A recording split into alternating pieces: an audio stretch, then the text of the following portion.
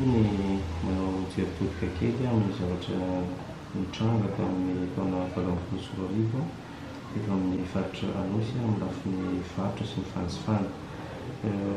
Raha jerena moa zany amin'ny ankapobeny dia azo lazaina zany fa nanomboka nilamina ny lafiny ara-barotra tamin'ny enim-bolana faharoa. Tamin'ny enim-bolana voalohany zany dia rahantsika malala mbola nisy ny olana matsinijinika indrindrandrindra teo amin'ny lafiny vidiny simenitra izay somary miakatra kely tany amin'ny volana mai, juin, juillet. Ary tamin'izay fotoana izay izy tafakatra tany amin'ny 8,300 alina mihitsy 30,000 ariary ary mikaikaika ny vahoaka sahirana ny mpamboatra trano. Torak'izay koa ny vary nanomboka teo amin'ny volana novembre tamin'ny deuxième semestre zany dia efa saika niakatra teo amin'ny 700 ariary. Izay zany ny olana natrehantsika dia tsy hafenina koa aloha fa dia nisy ihany koa ny ataontsika hoe vary simba tamin'ny enim-bolana voalohany izay somary nanahirana ihany koa ny namaha izy io. Amin'izao fotoana izao nefany noho ny fiaraha-miasa sy ny ezaka atao zany dia efa hitantsika eo an-tsena amin'izao fotoana izao voalohany amin'ny resaka PPN ny ankapobeny.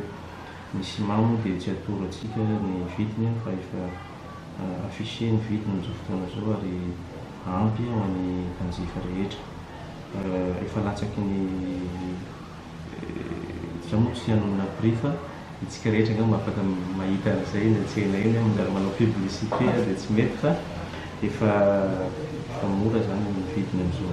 Torak'izay koa ny vary sady mitobaka afaka hisafidianana tsara. Azo lazaina hoe manana daholo ireo importateur rehetra ireo afaka misafidy tsara zany ny mpivarotra amin'izay fotoana izay fa tsisy atahorana ny famatsiana vary ary na ny vidiny ary dia azo lazaina hoe mba amin'ny antonony zakany rehetra zany. Ary fahatelo moa zany ilay resaka entana simba na hoe lany daty dia efa nisy ezaka natao tamin'ny faran'ny taona natratrarana zava-pisotro betsabetsaka ihany eo amin'ny tetiny eo amin'ny 10 hetsy na hoe 200,000 ariary ny vidiny dia efa nisy ny saisine atao sy ny fanasaziana. Dia mitovy amin'izay koa ny vary simba amin'izao fotoana izao dia isaorana koa ireo mpandraharaha ireo satria dia efa misy ezaka zany ataony tsirairay. Io moa zany ezaka fandrombonana izy io dia hita fa efa misy ezaka izay ka dia vary madio, vary tsara ary mendrika ny vahoaka ny Taolagnaro, vahoaka ny faritra Anosy eny hatrany amin'ny faritra Andohalo dia manjifa an'izay vary eto amintsika izay. Ny zavatra tianao marihana koa dia izao tsy mitsahatra ny mitombo zany ny filana ara-bary aty amin'ny faritra Anosy. Mitombo isam-bolana mihitsy mety vaovao tsara zay nefa mety vaovao ratsy ihany koa satria amin'ny lafiny iray zany dia midika izay fa tsy ampy ny vokatra vary eto amin'ny faritra Anosy. Voatery zany tsika manafatra vary betsabetsaka ihany tena tsy teny taremarika tena izy moa fa dia eo amin'ny 10,000 tonnes loatra farafahakeliny ny consommationtsika anatin'ny enim-bolana zany hoe mihinana eo amin'ny 2,000 tonnes par mois eo zany tsika.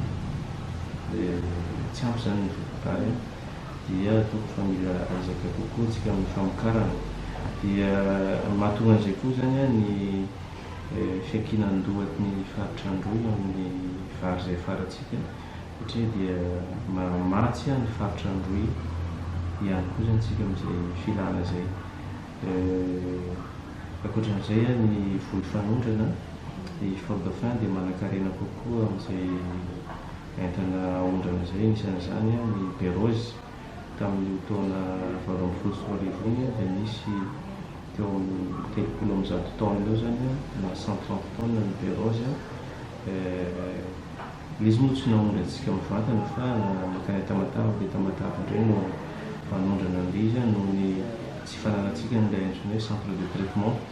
Ary izay koa mbola ezaka iarahana mijery amin'ireo mpiara-mambina antoka satria raha tsy manana ilay centre de traitement zay tsika dia voatery tsy afaka manondrana amin'ny corpsika zany fa alefa ny tamatava foana nefany miteraka fatiantoka zay amin'ny mpandraraha satria dia matetika simba ny vokatra ary miena ny tombomaritra azo.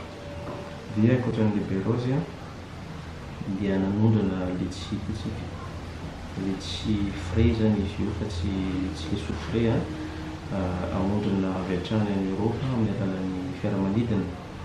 Isa-taona moa tsika manao io foana tamin'ny taona lasa tao amin'ny taona 7 dia tao amin'ny 20 taona teo no naondrana fa tamin'ity 7 zany dia eo amin'ny 5 taona ny ena kely 5 taona no ny fisiany fikorotanana kely amin'ny lafin'ny fiaramanidina sy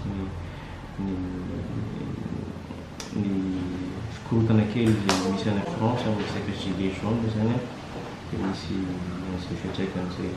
Ny lavanille dia azo lazaina hoe tsy dia tena naomby loatra isika fa rehefa eo am-pijerena ny lesoka zany zahay satria azo lazaina hoe ny date de campagne angambany no mijerena akaiky mety tara loatra angambany izy teo dia matetika zany simba ilay vanille dia tsy tonga amin'izay vidiny tokony vidianana azy eo koa ny tsy fahaiza-manao ny tantsaha satria dia mila préparation, mila fahaiza-manao no fikarakarana ny vanille io ary ny fahatelo dia mbola tsy fifamojoan'ny mpividy sy ny mpivarotra amin'ny lafin'ny vanille.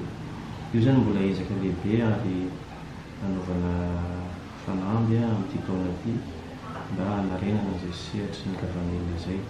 Ankoatr'izay moa zany misy koa ny fandarantsika ny Mika izay isan'ny mampidi-bola dia misy restourna izy io ho an'ny commune sy ho an'ny région dia Mika sy ny Sizal zany hatreto mbola anatin'ny fijerenan'izy akaiky miaraka amin'ny sapandraraha misana mivarotra satria dia tokony ho voara-maso tsara zany dia zavatra zany ny entana mivoaka sy ny entana miditra ary hiditra amin'ilay tsikelikely zany isika mba tsy ho kaboraraka na hoe